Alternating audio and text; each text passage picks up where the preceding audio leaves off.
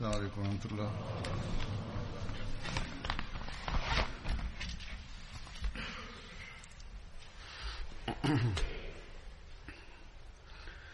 أشهد أن لا إله إلا الله أشهد أن لا إله إلا الله وحده لا شريك له وأشهد أن محمدا عبده ورسوله أما بعد فأعوذ بالله من الشيطان الرجيم بسم الله الرحمن الرحيم الحمد لله رب العالمين الرحمن الرحيم مالك يوم الدين إياك نعبد وإياك نستعين اهدنا الصراط المستقيم صراط الذين أنعمت عليهم غير المغضوب عليهم ولا الضالين. Bismillahirrahmanirrahim. Hazur kaže uz blagoslov uzvišenog Allaha džalsa salana u Njemačkoj prije nekoliko dana se privela kraju. Na njoj smo svjedoci mnogim blagoslovima uzvišenog Allaha. Uz Allahovu pomoć, kao što sam najavio na trećem danu džalse, broj prisutnih na džalsi je bio preko 40.000. Sav ovaj napredak koji mi svake godine vidimo, to je jedino radi Allahovih blagoslova koje On spušta na nas svake godine. Onda treba da budemo još više zahvalni svemogućem Allahu, tako da se njegovi blagoslovi nastave i povećavaju. Stotinama neahmedi gostiju su rekli da su doživjeli zadivljujuću atmosferu na dželsi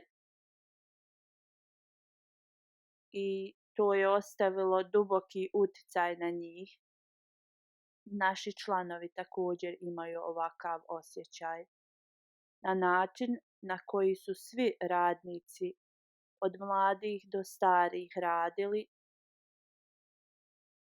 i da u tolikom broju ovi ljudi nisu osjetili ni vidjeli nikakvu svađu i nemir. I ovo je ostavilo veliki dojam na goste. Neki su rekli da je ovo čudo.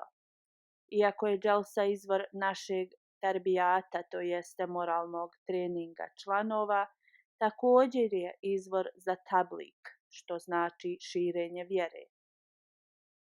Onda od nas se traži da nastavimo da iskazujemo zahvalnost uzvišenom Allahu. Ova atmosfera ne bi trebala da bude privremena. Trebala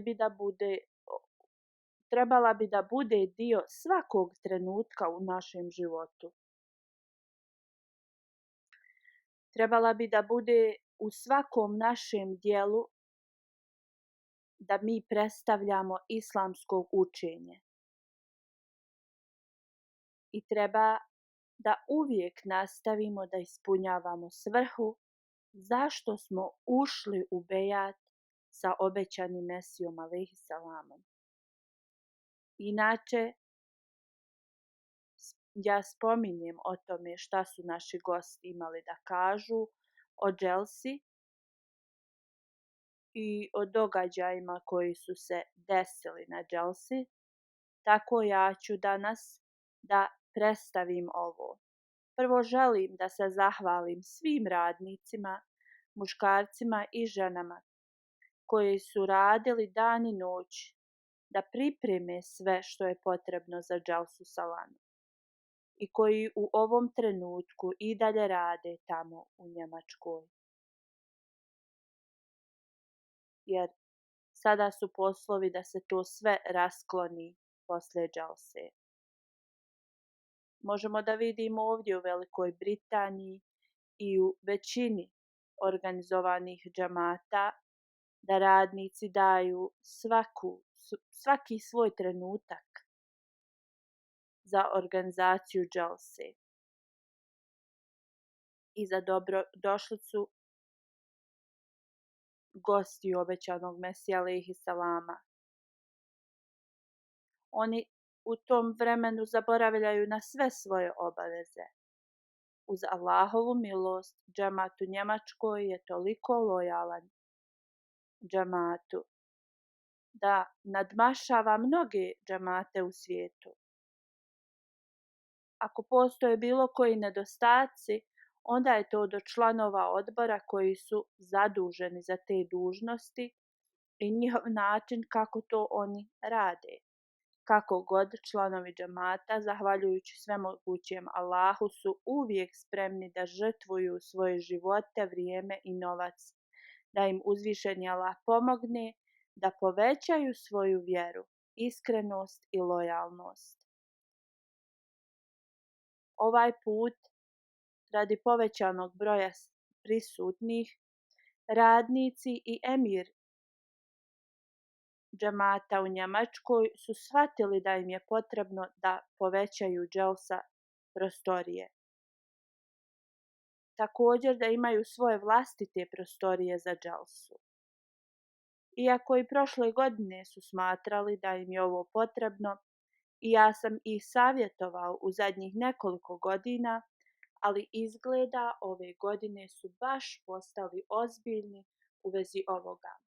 Emir njemačke džamata i njegov odbor također svi su se složili u vezi ovoga. Ove godine su imali nekih problema sa parkingom, gužva se stvorila, neki ljudi su kasnili na programe radi ovih problema sa parkingom. Ovaj problem se može pripisati zbog toga što je bilo puno prisutnih na dželsi i u takvim situacijama ljudi mogu da imaju neka nerazumijevanja i nervozu. Ovo je normalno.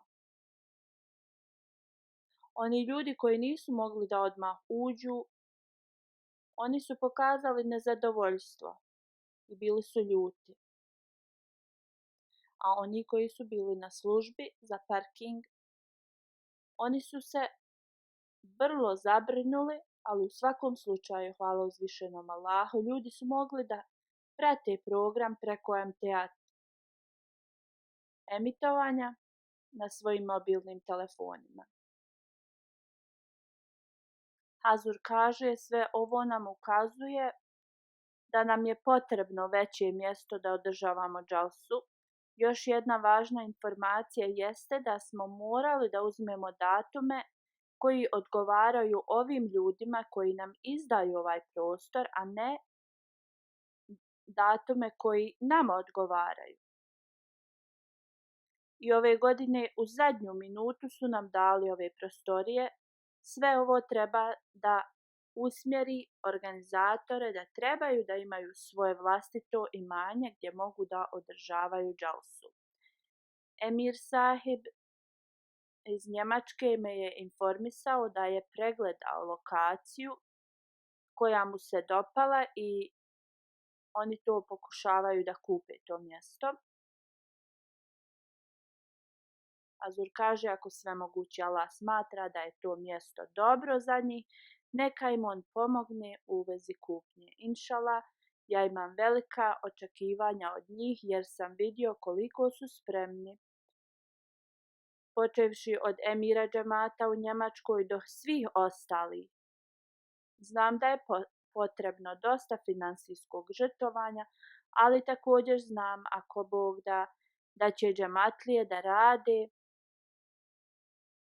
i da udjeljuju za ovo i da im uzvišeni Allah pomogne da ovo postignu. Kao što sam spomenuo na zadnjem danu džalse u Njemačkoj, da je ova džalsa postala internacionalna džalsa. Prije je bilo samo lakše za neke evropske države, ljude iz tih evropskih država da dolaze na ovu džalsu, ali sada i bivše sovjetske države i afričke države dolaze tu također i mogu da dobiju vizu lakše. Pa i radi ovoga vrlo je važno da dželsa u Njemačkoj dobije veće prostorije i organizaciju. Poslije iskazivanja moje zahvalnosti radnicima i mojih riječi u vezi dželse, ja ću vam predstaviti riječi gostiju, iz kojih možemo da vidimo da ne samo radnici, već svaki Ahmedi prisutan na dželsi služi kao tihi tablik, to jeste način na koji se vjera širi sopstvenim primjerom i dobrim moralima. U toku džalse u subotu poslije podne imamo program za goste na kojim se ja također obraćam gostima. Prvo ću da spomenem neke komentare tih gostiju koji su bili na ovom prijemu. Ostatak ovog programa, tablik, tim se pobrinuo za to da imaju dodatne programe za ove goste. Ove godine 1179 gostiju je bilo prisutno, 572 gosta su bila iz Njemačke, 341 gost je bio iz drugih evropskih zemalja, osim toga 157 gostiju je bilo iz drugih zemalja, 104 gosta iz Azije, 75 gostiju iz Afrike, 76 nacija je bilo predstavljeno na ovoj dželsi. Gospodin Oliver je bio jedan od gostiju. On je stariji partner jedne advokatske firme u Frankfurtu. Prisustvovao je ovom sastanku i slušao je moj govor. Rekao je da govor Ahmedija imama je vrlo važan za mene shvatiti opasnost koje prolaze i mogućnost nuklearnog rata ili slijediti svakodnevnu rutinu je od velikog značaja.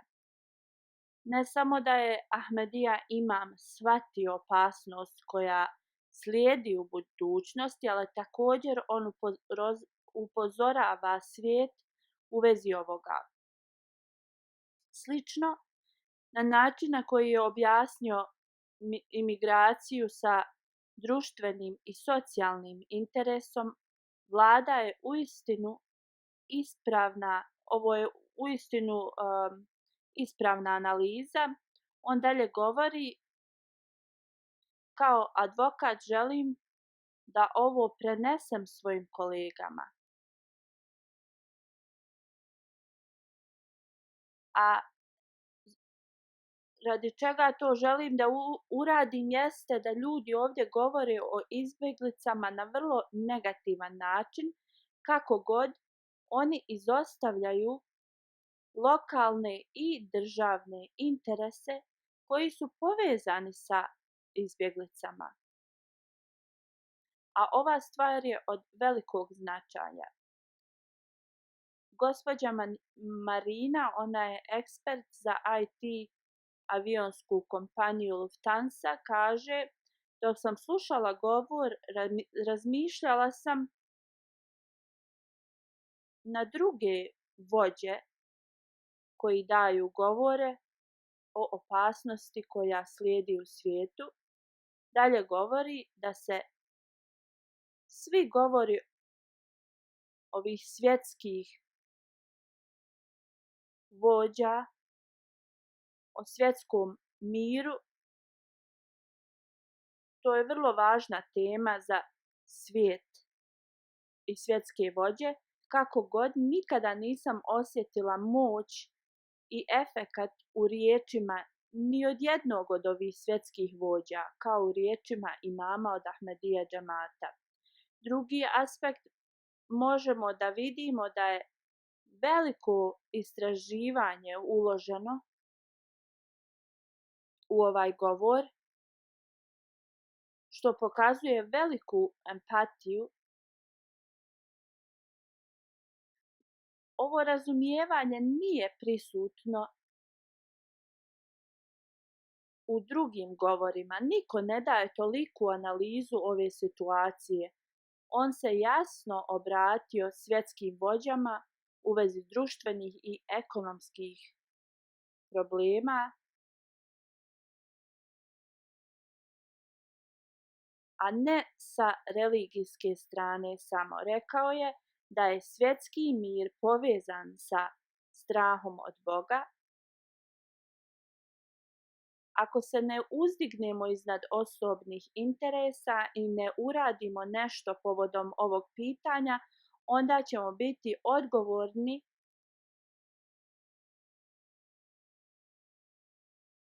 za katastrofalna uništenja prouzrokovana atomskim ratom. Moje mišljenje je da je ova poruka predstavljena na takav način da ako osoba ukloni osobne predrasude, će učiniti da osoba zadrhti od ove poruke.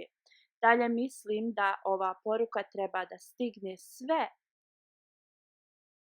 ljude na globalnom stepenu i ova poruka je za dobrobit cijelog čovječanstva. Gospodin Klose i gospođa Heidi, bračni par iz Njemačke, oni govore: bili smo vrlo zabrinuti prije dolaska ovdje. Iako smo upoznati sa džematom već nekoliko godina, imali smo rezervacije da prisustvujemo dželsi zbog našeg prethodnog znanja o islamu, tako da smo bili puno nervozni da dođemo ovdje, jer nismo znali šta nas čeka. Kako god, poslije dolaska ovdje i gostoprimstva, obadvoje smo bili toliko opušteni i iznenađeni, osjećali smo se kao u svom okruženju. Hazur kaže, njegova supruga poslije mog govora je rekla: želim da kažem da sam osobni svjedok uništenja poslije rata. Govorila je u vezi Drugog svjetskog rata. Dalje, na način na koji je Ahmedija imam se obraćao u vezi opasnosti sa velikom zabrinutošću je ostavilo veliki dojam na mene, osoba koja je već iskusila svjetski rat. Ona kaže, ja se slažem sa svakom njegovom riječi i nadam se da će mlada generacija da shvati ozbiljno ovu poruku.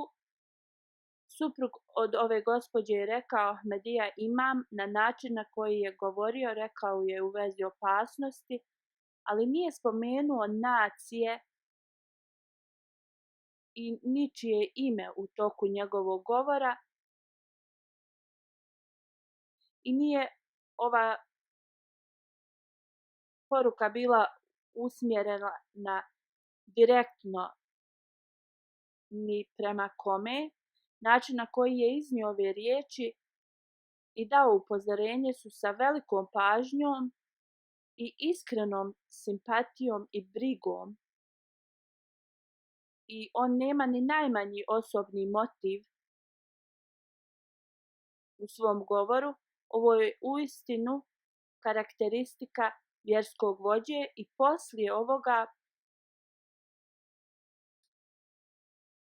ja se vraćam s ubjeđenjem da Ahmedija džemat posjeduje veliku naklonost prema cijelom čovječanstvu. Gospodin Novak, imigracioni advokat, kaže ovo nije moja prva dželsa i kao advokat za Ahmedi slučajeve ja sam upoznat sa nekim stvarima. On se bavi sa nekim slučajevima azila za Ahmedi muslimane. Kako god, danas govor imama Ahmedija zajednice je donio totalno nove informacije za mene, iako ja sad vama govorim svoje mišljenje u vezi svega ovoga, želim da kažem da iz ovog govora sam dobio mnoge stvari koje su potrebne za moju profesiju, u vezi kojih ću da govorim kad se vratim kući. Pogled na imigraciju koju je predstavio vaš imam, to će da pomogne da zemlja koja daje smještaj ovim imigrantima i izbjeglicama, da oni dobiju zajedničko razumijevanje jedni između drugih, na način na koji je on govorio u vezi potrebe za radnom snagom u Njemačkoj će da poveća samopouzdanje izbjeglicama, a poštovanje prema izbjeglicama će da se poveća u ovim institucijama za njihovo zbrinjavanje. Kako god, opet govorim da u ovom govoru postoji toliko dobrih savjeta i uputa za mene i osobe koje praktikuju imigracioni zakon i bit će nam od velike koristi. Dželsa pomaže ljude i na ovo svjetski način također. Onda gospođa Liza, gošća iz Švajcarske, piše: ja radim za organizaciju koja se bavi širenjem mira. Danas, slušajući ovaj govor, čula sam mir i samo mir u svakoj riječi. Svaka riječ je nosila toleranciju za ljudsku čast. Ako stavite mir, čovječanstvo i toleraciju na jednom mjesto, onda ćete da stvorite prelijepo društvo. Šta ste god rekli je krasno za nas. Što je vrlo zadivljujuće,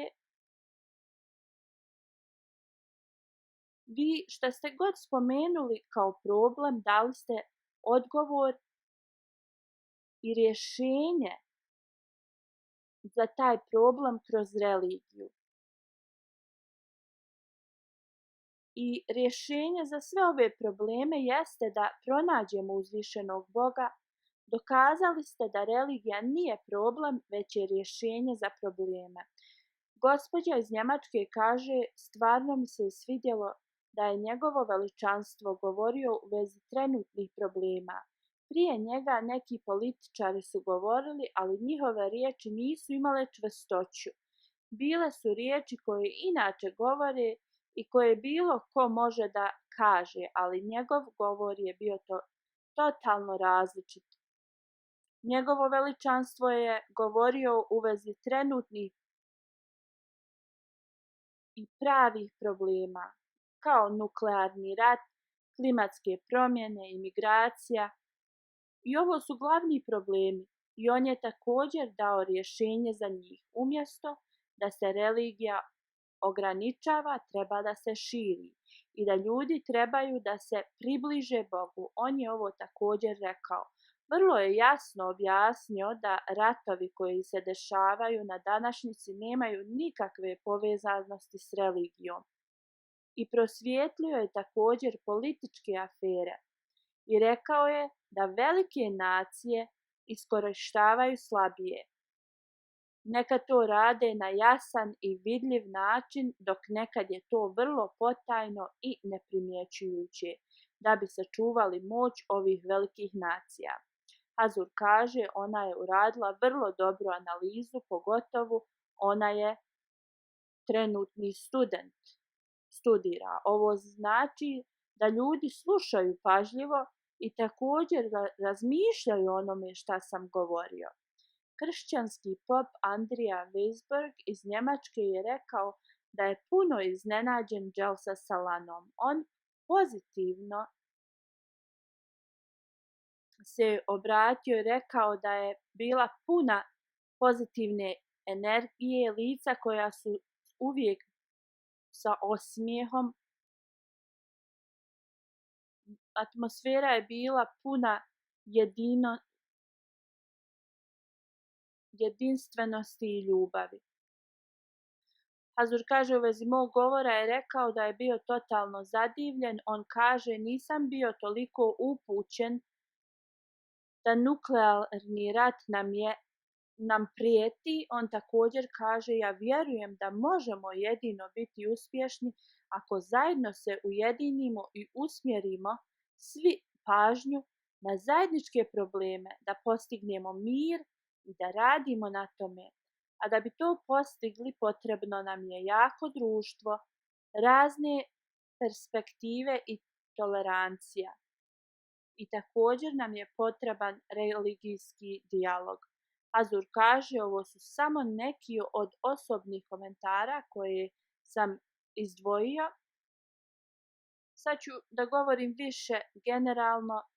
Delegacija iz Makedonije je prisustvovala 70 gostiju, 8 su bili novinari, osim Dželse, neki od njih su također intervjuisali ljude, a neki su i meni postavljali pitanja. Osim novinara, 15 gostiju su bili kršćani, 23 ne-Ahmedi muslimana, a ostalo su bili Ahmedi. Makedonska delegacija, jedna Makedonka Aleksandra, na način na koji je ona iznijela svoje emocije je na poetski i filozofski način. Ona kaže šta je kuća bez svojih stanovnika, da li postoji koncept humanosti bez morala. U realnosti čovječanstvo ne može postajati bez religije i vjere. Poslije svega šta je čovječanstvo bez ljubavi? Ljudska duša se može samo očistiti kad živi u miru i širi mir. Slično, da bi očistili dušu moramo da imamo toleranciju i uzajamno poštovanje. Neophodno je za čovjeka da vjeruje u Boga i moramo da učinimo bolju budućnost.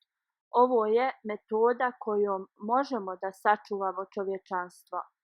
Ahmedija zajednica ovo radi. Ahmedi muslimani uče druge o miru, šire mir i uspostavljaju morale i dobrotu, tako da cijelo čovječanstvo ima koristi od ovoga.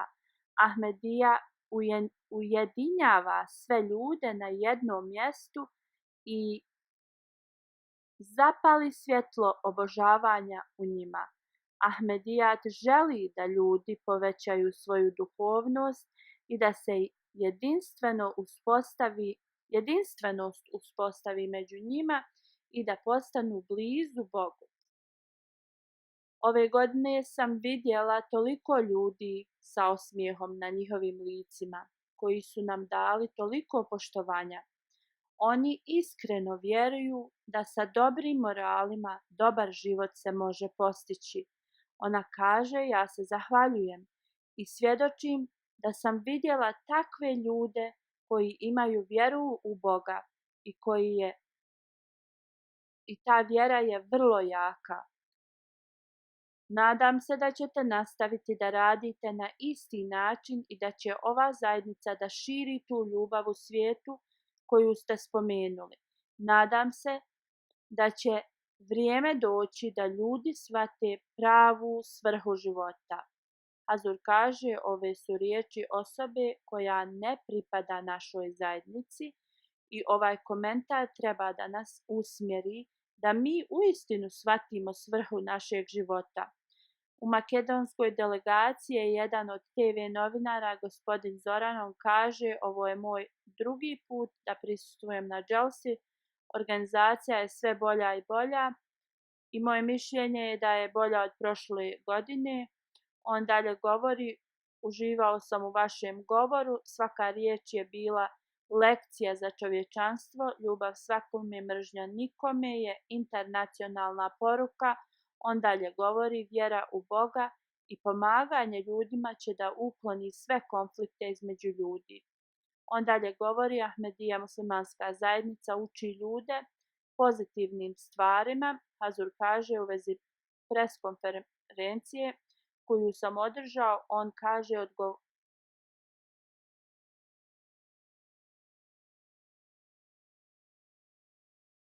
On kaže u vezi Hazurovih odgovora da su vrlo usklađeni sa ljudskim dostojanstvom i poštovanjem. Također kaže, ja sam novinar i pokušat ću da dobijem intervju sa Hazurom.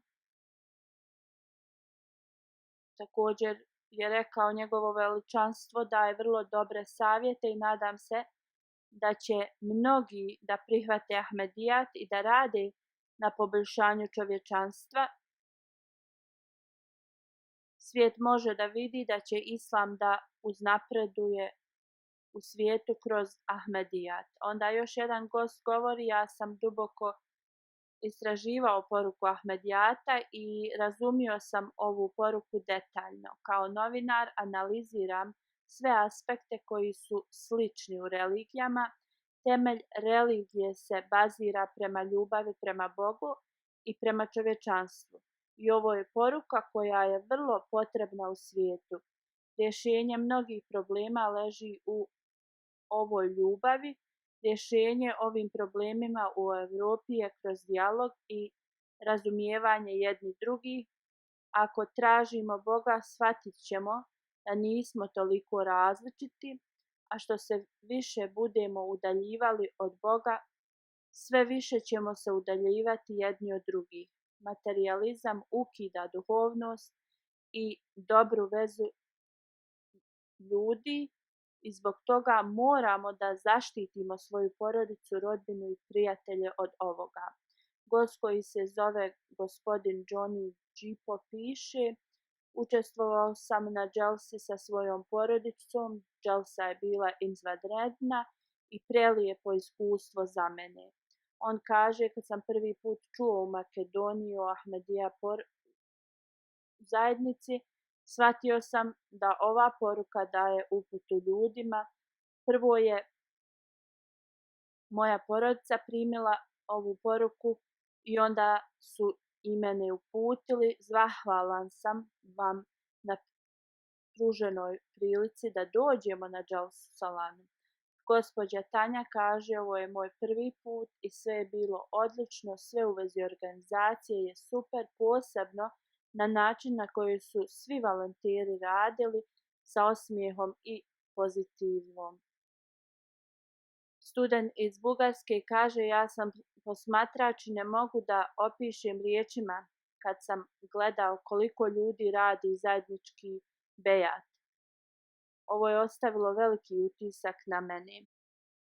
40 gostiju je stiglo iz Bugarske, 15 Ahmedi, 34 neahmedi gosta. Kršćanka, gospođa Đulija je rekla, puna sam emocija, samo kad pomislim da sam bila jedna među hiljadama ljudi koji su učestvovali na ovakvom skupu Ahmedija zajednica.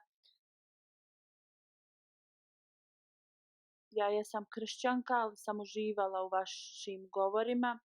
Vaše molitve su stvarno ušle u moje srce i uživala sam u slušanju časnog Kur'ana i njegovom prevodu.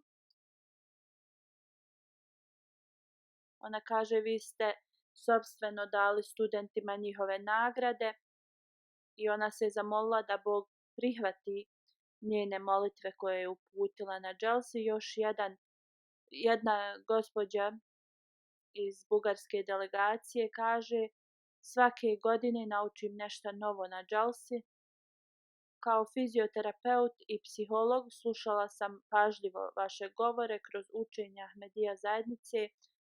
Slušajući ove govore mogu da nađem rješenje problemima mojih pacijenata. I to su veliki savjeti za mene. Gospođa Ivanka, kršćanka iz bugarske delegacije, je rekla, ovo je moj prvi put da prisustvujem. Ova atmosfera je zadivljujuća, ali posebno djeca koja su dolazila da nas poslužuju vodom. Gospođa Gilija je rekla, prisustvovala sam sva 3 dana dželse i prelijepo sam iznenađena ponašanjem ljudi u toku dželse. Delegacija iz Mađarske je također prisustvovala, 8 gostiju i 11 Ahmedi muslimana. Gospodin iz ove delegacije kaže: mi radimo neke skupove u svojoj zemlji, bude oko 1600 ljudi. Ovo je moj prvi put da prisustvujem na dželsi. Da upoznajem nove ljude je dio mog posla. Ja prisustvujem na ovakvim skupovima. Da li to bili kršćanski, muslimanski, jevrejski, u mom životu nisam vidio ovakvu ljubav, poštovanje i čast, jedinstvo i bratstvo kao ovdje. Zahvaljujem se džematu za pozivnicu i što su mi omogućili da prisustvujem i da vidim i da vidim taj očigledni primjer ljubavi prema svakome, a mržnja prema nikom. Također je rekao da je ovo životno iskustvo za njega i pod velikim emocijama poslije dželse neće zaboraviti ovo iskustvo nikada. Onda je rekao da često govori u svojoj zemlji u vezi migranata, izbjeglica koji dolaze i on im daje podršku svojim govorom, ali sada ću da se borim i govorim za njih još više, jer na koji način mediji predstavljaju islam je totalno pogrešan. Gospođa iz Jemena koja se doselila u Mađarsku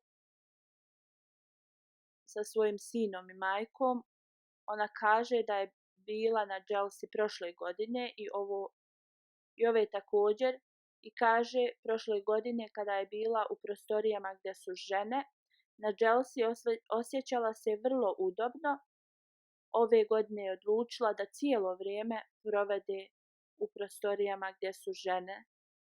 Slušala je program iz tih prostorija. Ona kaže: osjećala sam specijalnu duhovnu i emocionalnu atmosferu. Gospodin Besson Džuzi, koji se pridružio zajednici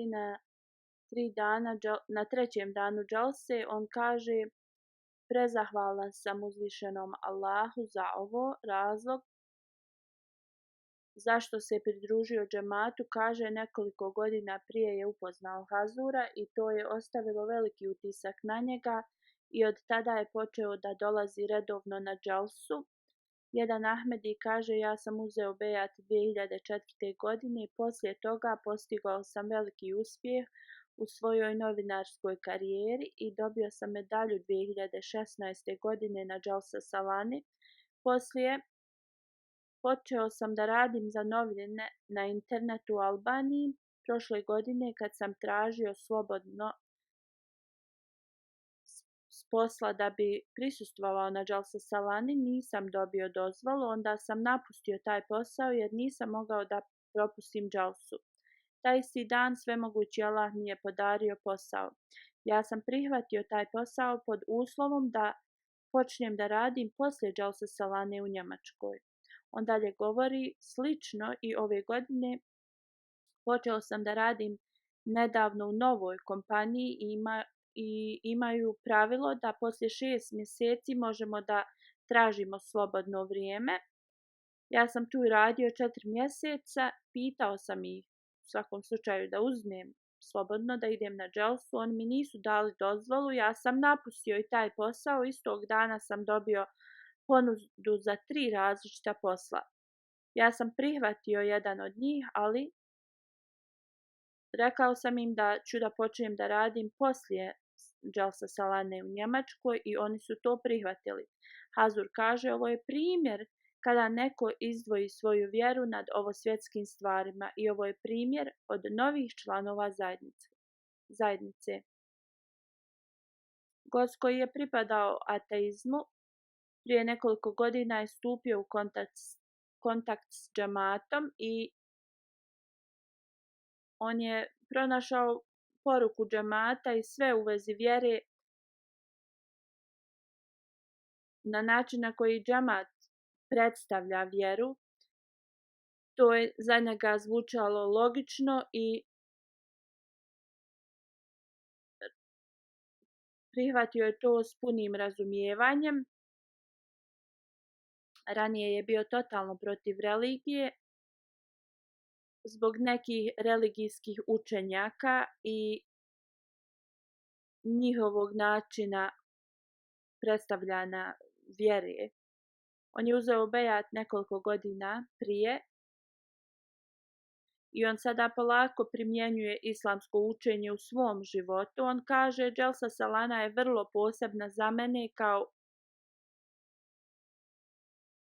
uvijek ga iznenadi ta organizacija i gostoprimstvo. Onda Hazurov govor ženama i zadnji govor su ostavili veliki utisak, on kaže, na mene. I mislim da muškarci trebaju uvijek da razmišljaju o poruci koju su dobili iz tih govora. Gost koji je Albanac, a živi u Njemačkoj, on kaže, Dželsa Salana je prelijepo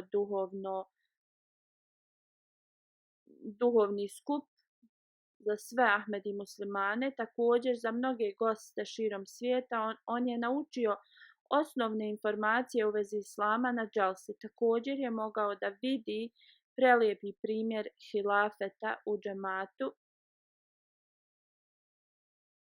On kaže, u toku ova 3 dana i na ženskoj i muškoj strani su predstavljeni govori koji su relativni za ovo vrijeme i probleme ovog vremena. Kao Ahmedi musliman ja nestrpljivo čekam da dželsa dođe, jer ovdje možemo da svjedočimo bratstvu koje se ne može opisati. Svaki džematlija pokazuje iskrenu ljubav. Kad sam prisutan na dželsi, osjećam se kao da sam u džennetu. Jedva čekam da nova dželsa dođe. 85 gostiju je bilo prisutno iz Džordžije. Ovo je najveća delegacija iz bivših sovjetskih država. Gospodin Beso, glavni za humanitarni rad, kaže, imao sam priliku da razgovaram sa mnogim Ahmedi muslimanima. Želio sam da vidim kakav je njihov način razmišljanja. Razgovarao sam sa dvojicom Ahmedi muslimana. U toku našeg razgovora rekao sam im da sam ja kršćan i da nisam musliman. Mislio sam da će odmah da totalno promijene ponašanje prema meni. Bio sam toliko iznenađen da su oni nastavili da se ponašaju na isti način i nisu pokazali ni najmanju predrasudu prema meni. Hazur kaže, ovo je također jedan od načina na koji nas drugi stavljaju na ispit. Gospođa Nanuka, učenica vjerskih nauka iz Džordžije, kaže, bejat ceremonija je bila vrlo emocionalna. Ja sam svjedok religijskog jedinstva i kako ljudi iz raznih okolina, boje kože i sfera života mogu da žive zajedno u miru i harmoniji. Ovo je moja prva dželsa i svjedok sam kako kroz ovu dželsu mir može da bude postignut.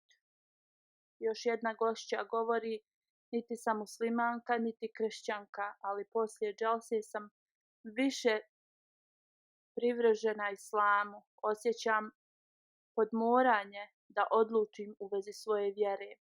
Gospodin Giorgio iz Džordžije, student, također on je bratić od imama iz Džordžije, kaže, ja sam po imenu musliman, ali poslije dželse i poslije primjera ljubavi od vašeg imama želim da saznam još više o vašem džematu.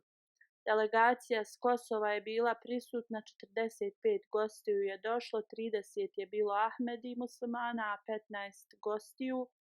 Gospodin Šejb Zikri je prisustvovao po drugi put. On kaže, bio sam vrlo sretan kad sam pozvat da dođem na dželsu, ali sam imao dilemu o troškovima za putovanje. Kako god, imao sam veliku želju da vidim halifu i da prisustvujem na dželsi, zato sam prodao neku stoku da bi skupio za putovanje i troškove. Hazur kaže, ovo je još jedan primjer kako ljudi se trude da poslije prihvatanja Ahmedijata dolaze na džalsu.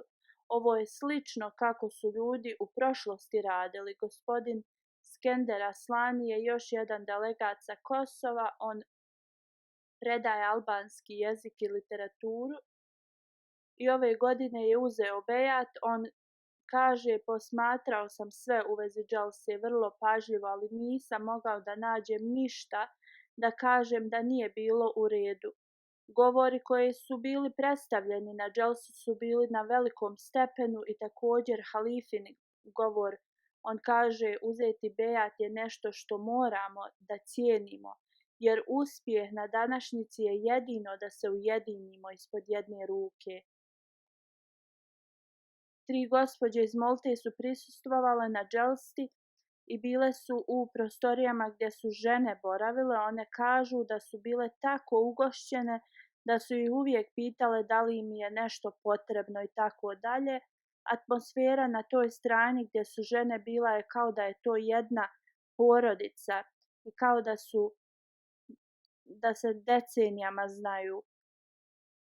One dalje govore, imale smo priliku da boravimo na oba dvije strane, gdje su žene i gdje su muškarci, i osjećale smo se dosta više ugodnije na ženskoj strani i iskreno smo razumjele mudrost islamskog učenja da žene i muškarci imaju odvojene skupove.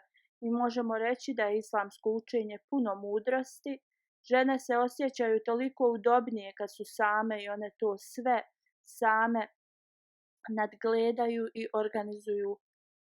I ovo im pruža priliku da pokažu svoje mogućnosti i talente. Hazur kaže, čak i nemuslimanke shvataju mudrost islamskog učenja da muškarci i žene budu razdvojeni, da imaju odvojene skupove i slično.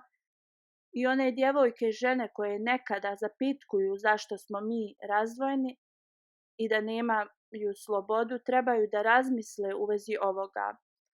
Još jedna gospođa iz Molte koja je nedavno se udala kaže da je bila vrlo impresionirana Hazurovim govorom koji je održao na ženskoj strani. Ona kaže da i muževi i supruge u tom govoru su bili uključeni i njihove dužnosti jedni prema drugima su date. U kućama se uvijek neki problemi nađu, ali vaša uputa će uvijek da ima koristi koju ste dali u tom govoru. Ona dalje govori, vi ste govorili o tome kako prije braka islamsko učenje nalaže da se čednost čuva. U ovom učenju stoji velika mudrost. Ovo je toliko važno. Također ste nas savjetovali da duhovno i fizički se očistimo i da postanemo bogobojazni. Ako dobijem priliku da opet dođem ponovo na dželsu, željela bi da svoje cijelo vrijeme boravim u prostorijama gdje su žene, jer ta atmosfera u tim prostorijama je bila puna duhovnosti i vjere.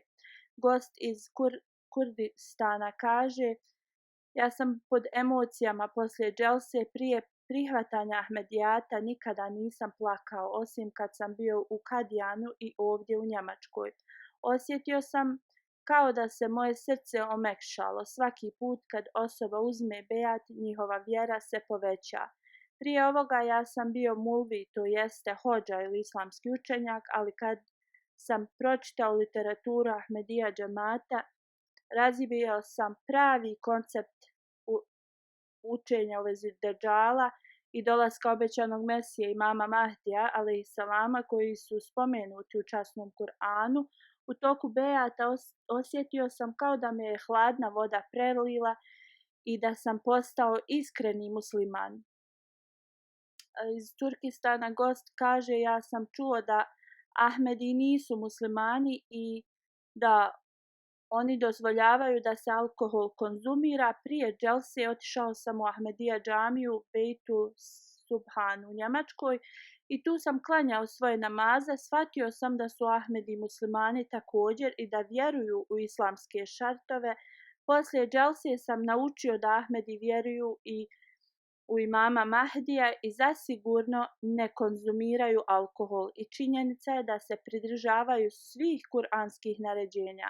Poslije dželse sam naučio toliko puno u vezi Ahmedije muslimanske zajednice i ja vam I ja vas smatram muslimanima. Vi vjerujete u sve imanske i islamske šarte kao i svi ostali muslimani i poslije hadža ovo je jedini muslimanski skup koji sam ja vidio u ovakvom broju.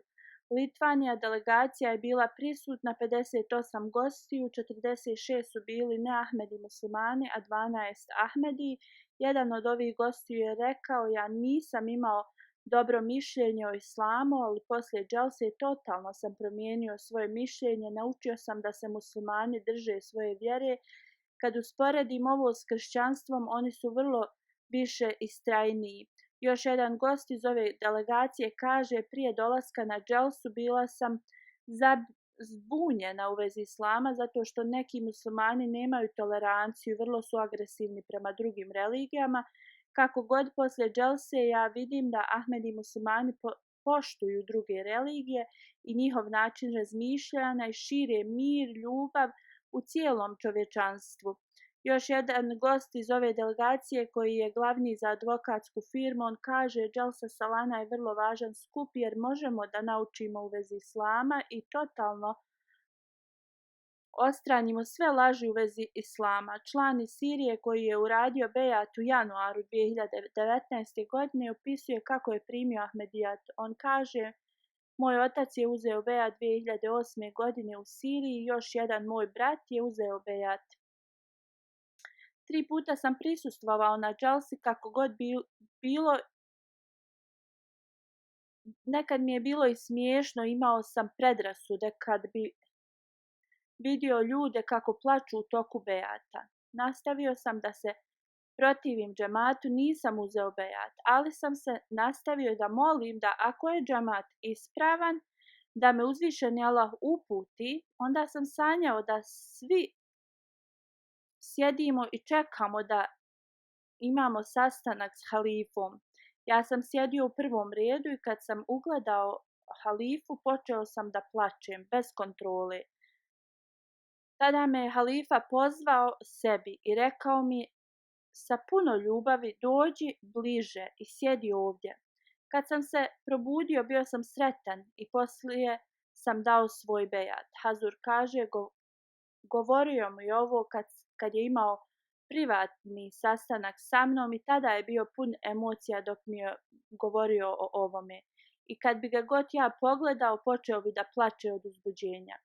Gost iz Belgije, mladić, on kaže: uzeo sam bejat prije nekoliko mjeseci i prvi put sam na dželsi. Ja sam toliko iznenađen bratstvom i ovom atmosferom na dželsi. O tome sam samo prije slušao, a sada to i doživljavam u toku dželse. Smatram da sam vrlo blagoslovljen prisustvovanjem na ovom duhovnom skupu.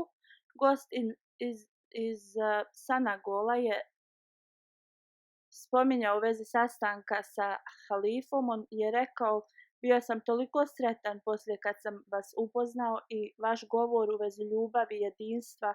Uzvišeni Allah me je jedinstva o uzvišenom Allahu, to me je zadivilo. Da nisam došao na dželsu i da vas nisam upoznao, veliki nedostatak bi bio u mom životu.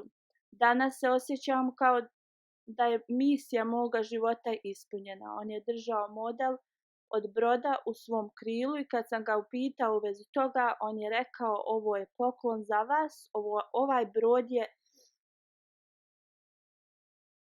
poklon koji predstavlja mir, ovo je brod koji predstavlja moto: ljubav svakome, mržnja nikome. Kogod bude na ovom brodu će da dobije mir i ovo je brod Ahmedijata. On kaže: još jedno značenje ovoga je da u našoj zemlji ribarstvo je glavna zarada, tako zamolio je da se moli za njihovu zemlju. Još jedan gost koji je došao s njim mi se zahvalio za bolnicu koju smo mi izgradili u njihovom mjestu. On kaže: naučio sam islamsko učenje dolaskom na džalsu. Dalje govori: putovao sam širom svijeta u Ameriku i druge zemlje i prisustvovao sam mnogim skupovima i religijskim također, ali nikada nisam vidio organizaciju niti predstavljanje islama na ovakav način. Nikada nisam bio svjedok ovakvoj poslušnosti niti ljubavi prema hilafetu. Mogu da kažem da ne postoji svjetski niti religijski vođa kojega njegovi ljudi vole kao što oni vole vas. Ja svjedočim, ovo je istina. On dalje govori da naša srca su od danas sa vama. Mi smo zasigurno svjedoci primjera o onome što smo čuli ovdje. Tako ćemo da pokušamo i da nastavimo da ispunjavamo svoje dužnosti. Delegacija iz Bosne je bila prisutna, 74 delegata. Gospodin Jasmin je rekao da vaša ljubav prema islamu i poslaniku sallallahu alejhi ve sellem je jasno vidljiva iz vaših riječi. Upute prema životu časnog poslanika sallallahu alejhi ve sellem koje ste davali su pravo ušlo u moje srce i uistinu to jeste bio primjer kako je on živio svoj život. Molim se da sljedeća dželsa bude bolja od ove i da bude mjesto koje će da ojača i ujedini sledbenike Muhameda sallallahu alejhi ve sellem. Još jedna gošća je rekla, poslije dželse sam shvatila da dželsa može da oživi dušu koja je duhovno mrtva. Još jedan gost je rekao, želim da se zahvalim Ahmedija muslimanskoj zajednici za pozivnicu na ovu dželsu, gostoprimstvo i sve aspekte dželse su mi se dopali. Proveo sam vikend među ljudima koji non stop imaju osmijeh na svojim licima. Bejat ceremonija se održala, 37 ljudi koji su prisustvovali, 16 zemalja je predstavljeno. Oni su bili iz Albanije, Srbije, Holandije, Njemačke, Čečenije, Rumunije, Kosova, Belgije, Sirije, Turske, Uzbekistana, Lebanona, Senegala, Gane, Gambije i Konakari. Još jedan gost iz Kosova, on je direktor srednje škole, kaže, dželsa je ostavila veliki utisak na mene, posebno kad ste vi rekli ljudima da sjednu i ogroman broj ljudi je odmah sjeo. Ovaj se primjer ne može vidjeti nigdje u svijetu. Poslije dželse ja kažem da dželsa ne treba da bude 3 dana, već 30 dana. Nisam imao nikakve namjere da učestvujem u bejatu, ali sa velikom emocijom moja ruka je sama se podigla i počeo sam da ponavljam riječi bejata. Kako god ovo nije bilo samo onako da učestvujem u bejatu, u stvari iskreno sam uzeo bejat. Gost iz Azerbejdžana kaže, nikada nisam pomislio da ću ja da dostignem ovoliki duhovni stepen. Kad mi je misionar Muhammed počeo da daje informacije u vezi džemata i njegovog vjerovanja, gledao sam na to da je kao nešto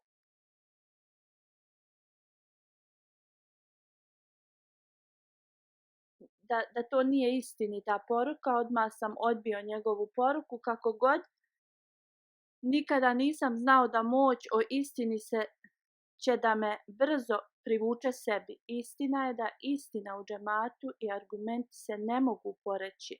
Dolaskom na dželsu ja sam doživio ove primjere koje sam samo gledao preko videa i televizije. Upoznao sam toliko ljudi i svi su dijelili tu istu sreću, što je dokazalo da je ovo ujedinjena zajednica. I uzvišeni Allah mi je podario da uzmem bejat u vašoj ruci. Kad mi je rečeno da ću da dam bejat u ruci halife, nisam mogao da vjerujem. Pitao sam 4-5 puta da li ću zaista ja da stavim svoju ruku u halifinu ruku. On kaže, počeo sam da plačem i bio sam zabrinut da ja nisam zaslužio ovo. Onda sam počeo da donosim salavate i istakfar. Do bejata nisam mogao da jedem ni pijem. Alhamdulillah, u toku bejata Allah mi je dao toliku moć od ove duhovne atmosfere. Odmah poslije bejata pao sam na seždu i zahvaljivao se Gospodaru koji je omogućio meni, čovjeku sa mnogo grešaka, da uradim bejat u ruci Hazreti Halifatul Mesiha. Poslije dželsi sam saznao da ćemo da dobijemo još jednu priliku da se sastanemo s Hazurom. Cijeli dan sam razmišljao o pitanjima, ali čim je sastanak počeo, zaboravio sam na sva pitanja osim na jedno, najvažnije. a to je kako da nastavim sa svojom duhovnosti i praksom kada se vratim nazad kući. Hazur je odgovorio da osoba stalno treba da uči suru Fatihu, Ihdina sirata al mustaqima sirata allazina an'amta alejhim, i također da uči istikfar. On kaže, ja odlazim sa ove dželse i obećavam da ću da praktikujem ove savjete i do sljedeće dželse ću da posvjedočim da sam se pridržavao ovog savjeta. Hazur kaže da ga Allah pomogne i poveća njegovu lojalnost i iskrenost. Gost sa Kosova koji je prvi put na dželsi je rekao, ja ne mogu da opišem riječima kako se osjećam. Cijeli život želim da upoznam nekoga ko će da se brine za cijeli svijet. A sada kad sam ga upoznao, moja briga je nestala. Dolazak na dželsu je bio blagoslov od Allaha i u toku dželse sam se osjećao toliko blizu Allahu. Gost iz Albanije govori da dao sam bejat u ruci halifatul Mesiha i duboko sam zahvalan uzvišenom Allahu za ovaj blagoslov. Samo godinu dana prije bio sam bez vjere, ali uzvišeni Allah me je blagoslovio sa ovim. Rođen sam i odgojen u porodici koji ne praktikuju vjeru. Kako god, dolaskom na dželsu i upoznavanjem halifatul Mesiha, uzvišeni Allah mi je podario vjeru. Doktor Mahmud Muhammed piše, kad sam prije 2 godine došao na dželsu, bilo mi je čudo da Ahmedi vjeruju da je Mahdi i Mesija se pojavio, a da mi ostali muslimani o ovome ne znamo. Imao sam mnogo pitanja jer nama je uvijek govoreno da će Mahdi da bude Arab i da će njegovo ime biti Muhammed sin Abdullahov. Da li je ovo religijski ili politički pokret? Imao sam mnogo pitanja. Da bi dobio odgovore na ova pitanja, opet sam došao sljedeće godine na dželsu i razgovarao sam s Ahmedi braćom u vezi mnogih tema i poslije dželse sam ostao u kontaktu s Ahmedi braćom i dobio sam odgovore na sva moja pitanja. Postao sam ubijeđen da Ahmedi imaju sve karakteristike istinskih muslimana. Radi ljubavi koju džemat daje, ja sam odlučio da se pridružim i uradim bejat. Ova ljubav, da nije sjeme Božje ljubavi, nikada se ne bi moglo roditi. Allahov je blagoslov da sam dobio priliku da dam bejat u halifinoj ruci. Vrlo je teško objasniti osjećaj koji sam dobio. Dok sam ponavljao riječi bejata, blagoslovljen sam da sam dao svoj bejat u halifinoj ruci. Da je bejat trajao i 5 sati, ne bi mi bilo dosadno, niti bi primijetio da je toliko vremena prošlo. Gost iz Kosova koji prisustvuje prvi put zajedno sa 5 članova svoje porodice je dao bejat. On piše, prvo sam bio nervozan u vezi bejat ceremonije, ali poslije bejat ceremonije bio sam miran i osjetio sam mir. Gost iz Lebanona kaže, imao sam restoran i Ahmedi prijatelj Muhammed mi je često dolazio. On mi je rekao, želim nešto da ti kažem. Imam Mahdi je došao i već je preminuo. Kad je otišao, ja sam razmišljao ko je taj čovjek o kojem je on govorio. Poslije nekog vremena sam se sastao sa ovim prijateljom i on mi je rekao isto. Jednog dana mi je objasnio u vezi Deđala i smrti o Isa alaihissalamu. On kaže, ova objašnjenja su mi se urezala u srce i ovo je prouzrokovalo da ja želim da saznam više u vezi džemata. Ahmedi prijatelj me je pozvao na dželsu i ja sam rado prihvatio pozivnicu. On dalje govori, za mene prvi znak istinske zajednice je bio u tome kako dobro se ljudi paze. U toku dželse moj prijatelj mi je rekao da je on, to jeste halifatul Mesih, muslimanski halifa. Onda sam pitao mnoga pitanja mnogim Ahmedi muslimanima i oni su odgovorili sa velikom ljubavlju prema halifi. Moje srce je postalo zadovoljno sa istinom o Ahmedijatu. Razmišljao sam da ne znam da li ću doživjeti još jednu godinu i odlučio sam da uzmem bejat sad ovdje. Također sam sanjao 2 sna koja su mi potvrdili istinitost zajednice. Uz Allahovu milost, jedan od mojih sinova je također uzeo bejat i želim da i moja ostala djeca prihvate Ahmedijat. Sad redovno gledam hudbe i MTA programe i što se mene tiče, 10 uvjeta bejata nisu samo uvjeti, već način na koji trebamo da živimo svoj život. Prije nego što sam se pridružio zajednici, molio sam da vidim imama Mahdija. Imam veliku tugu za svakim trenutkom koji sam proveo izvan ove zajednice i imam veliko poštovanje prema svim Ahmedi muslimanima, jer oni su ti koji služe zajednicu časnog poslanika sallallahu alejhi ve sellem. Sad imam manju brigu u vezi svoje porodice i posla. Radije, moja briga je da imam dovoljno novca da trošim za napredak džamata i da budem u stanju da služim džamat. Molim Allaha da mi ispuni ove moje želje. Gospodin Fuad govori, prije nego što sam bio upoznat sa džamatom, razmišljao sam o Allahovoj veličini i moći i u vezi stanja muslimana i kad će stanje muslimana da se popravi.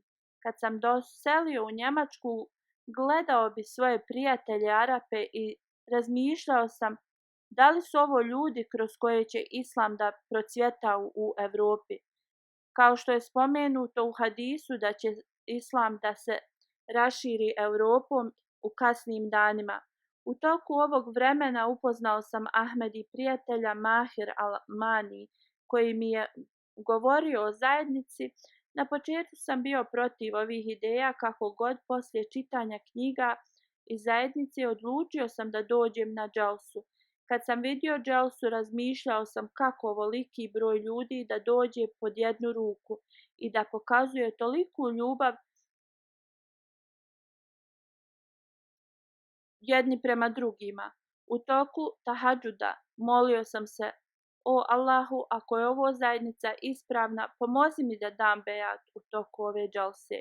On govori u vezi džalse 2018. godine. U toku džalse moje srce je bilo zadovoljno i dao sam bejat. Kako god, moja supruga nije želila da uzme bejat, ja sam je savjetovao da čita knjige iz zajednice i moli Allaha za uputu. 3 mjeseca se molila za uputu i onda je sanjala veliki broj ljudi, u sredini je bio bijeli golub. Ona je pitala šta ovaj golub radi tu. Jedna osoba je rekla, on je tu da proširi učenje islama u Jerusalemu. Ovaj san je otvorio srce mojoj suprugi i ona je uzela bejat 2019. godine. On dalje govori: ja sam toliko sretan da je uzvišeni Allah podario da moja porodica prihvati obećanog Mesiju alejhi selama, a sada ću da podijelim ovu poruku sa svojom rodbinom. Gospođa iz Austrije kaže, ja sam dala bejat 7. jula u toku džalse u Njemačkoj. Molim vas za molitve da nikada ne prekinem svoj bejat sa svojom greškom i nedostacima i da uzvišeni Allah mi podari tu reformaciju koju je obećani Mesija alejhi selam spomenuo u knjizi Filozofija učenja islama. Onda dalje govori, moja porodica i ja smo Ahmedi od 2011. Iako sam ja sebe smatrala Ahmedi, nikada nisam popunila formular.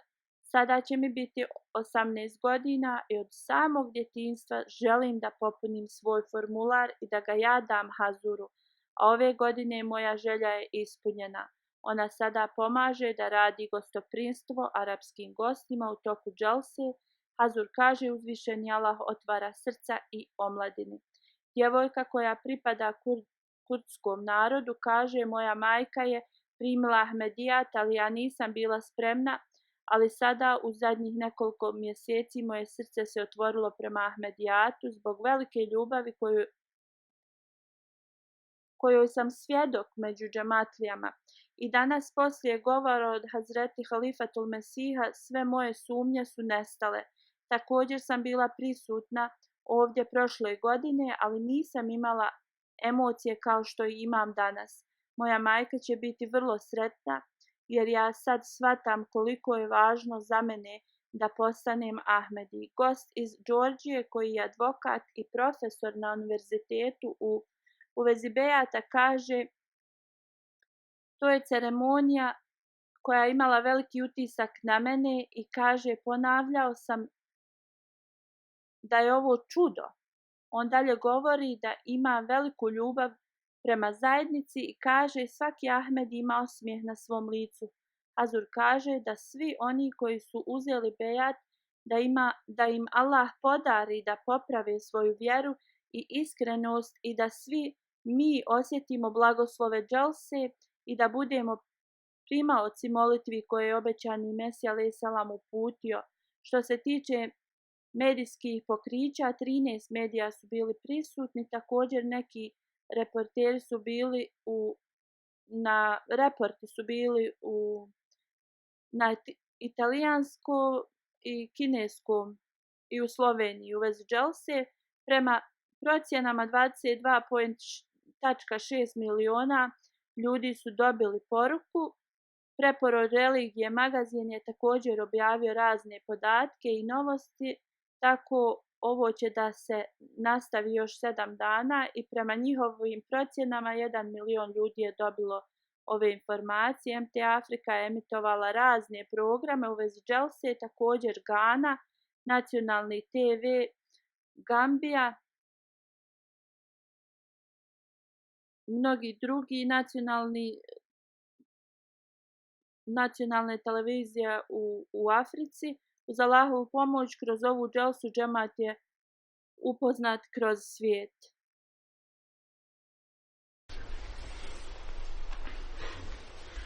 Alhamdulillah, nahmaduhu wa nasta'inuhu wa nastaghfiruhu wa nu'minu bihi wa natawakkalu alayhi.